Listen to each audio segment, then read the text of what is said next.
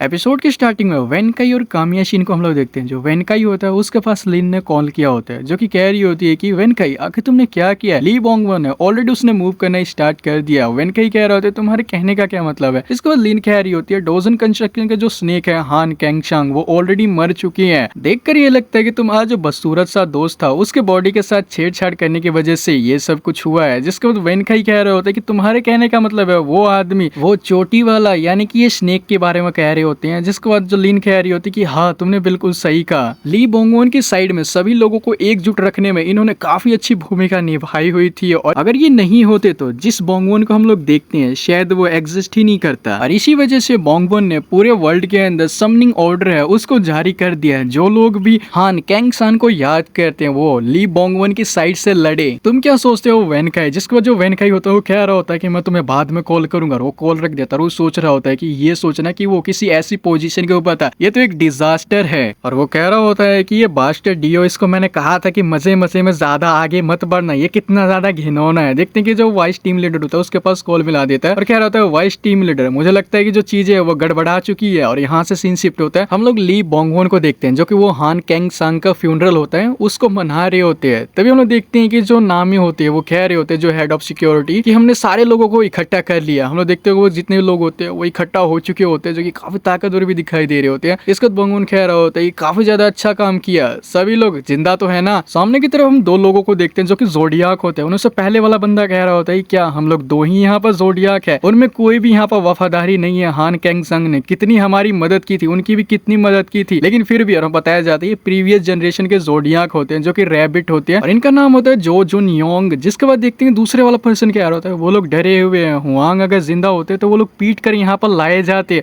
और इनके बारे में बताया जाता है ये प्रीवियस जनरेशन के जोडियाक होते हैं जो कि टाइगर होते हैं और इनका नाम किम जिन शियो होता है। जिसके बाद जो जुन योंग कह रहे होते हैं कि ये बिल्कुल सही है, मैं उन बास्टरों का चेहरा दोबारा नहीं देखना चाहता हूँ। जिसके बाद देखते हैं जिन शियो कह रहे होते हैं कि मैं वॉर के अंदर इंटरेस्टेड बिल्कुल भी नहीं हूँ, लेकिन मैं उन लोगों को ऐसे नहीं छोड़ सकता हूँ जिन्होंने हान कैंगसांग की बॉडी के साथ ऐसा किया। जिसके बाद देखते हैं कि जो जुन योंग का कहना भी यही होता है और साथ ही वो और कह रहे होते हैं कि मेरे को लगता है कि यंग मास्टर बिल्कुल सेम फील करती है और मेरे को लगता है कि उस इंसिडेंट के बाद वो काफी ज्यादा टूट चुके हैं, लेकिन मैं अब उन्हें देख सकता हूँ वो कम्प्लीटली वापस आ चुकी हैं। जिसके बाद जो ली बोंगवन कह रहा होता है कि मुझे यकीन है कि तुम लोगों ने ऑलरेडी डिटेल को सुन लिया होगा, हम लोग ऐसे हालात में नहीं है कि हम लोग जीत सके और जो लोग भी इस चीज के लिए तैयार नहीं हो के आए हैं वो अब भी यहाँ से जा सकती हैं। हान कैंगसांग मर गया और हम लोग उससे ज्यादा अलग बिल्कुल भी नहीं है, तो अपने दिमाग से ये बात निकाल दो कि हमारी इजी मौत होने वाली है। और साथ ही मेरा प्लान ये बिल्कुल भी नहीं है कि मैं अपनी आंखें बंद कर लूं शांति के लिए, ऐसा बिल्कुल भी नहीं होने वाला है। यहाँ से सीन शिफ्ट होता है, हम लोग डेड फेस और ई चान को देखते हैं जो कि जंगलों से जा रहे होते हैं। देखते हैं जो डेड फेस होता है वेनकाई के पास कॉल करता है और कह रहा होता है कि वेनकाई ली बोंगवन की मूवमेंट के बारे में तुम्हें कुछ जानकारी है। जिसके बाद वो कह रहा होता है वेनकाई की जैसा कि इंटेलिजेंस ने कहा था ली बोंगवन हमारे रास्ते में आएगा और मुझे लगता है कि वो ऑलरेडी ओरका और तुम्हारे काफी ज्यादा क्लोज है और मेरे को ये भी यकीन है कि उन लोगों को हमारी लोकेशन भी पता है। तभी लोग देखते हैं कि जंगल के अंदर काफी सारे जो ली बोंगवन के बंदे होते हैं वो जा रहे होते हैं।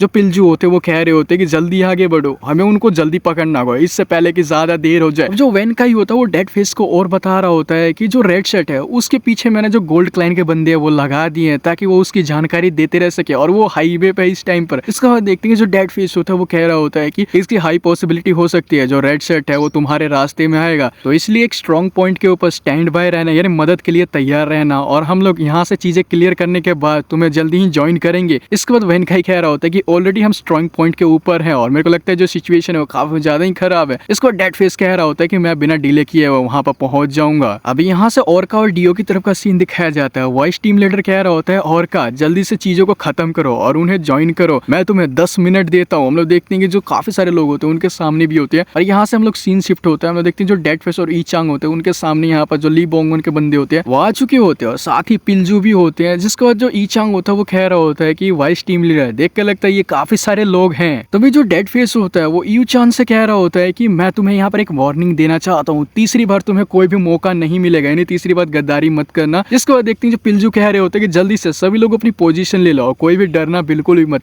क्योंकि मैं तुम्हारे सामने हूँ। तभी हम लोग देखते हैं कि वो आगे की तरफ बढ़ते हैं डेड फेस की तरफ हैमर से अटैक करने के लिए। देखते हैं एक अटैक होता है वो लैंड भी कर देते हैं, लेकिन वो जो डेड फेस होता है उसके कॉलर पे वो अटैक लगता है, उसका कॉलर कट जाता है और जो सारे लोग होते हैं वो उनकी तरफ अटैक करने के लिए बढ़ जाते हैं। जिसके बाद देखते हैं जो डेड फेस होता है अपना जो नाइफ होता है वो बाहर निकाल लेता है और कह रहा होता है कि मुझे ये पसंद है तुम्हारा फाइटिंग स्पिरिट। और इसी के साथ ये वाला एपिसोड यहीं पे एंड हो हो जाता है। आई होप तुम लोगों को एक्सप्लेनेशन काफी ज्यादा अच्छा लगा होगा। अगर अच्छा लगा तो चैनल को जरूर सब्सक्राइब कर लेना और वीडियो को लाइक कर देना। मैं मिलता हूँ आपसे नेक्स्ट एपिसोड में, तब तक के लिए बाय बाय।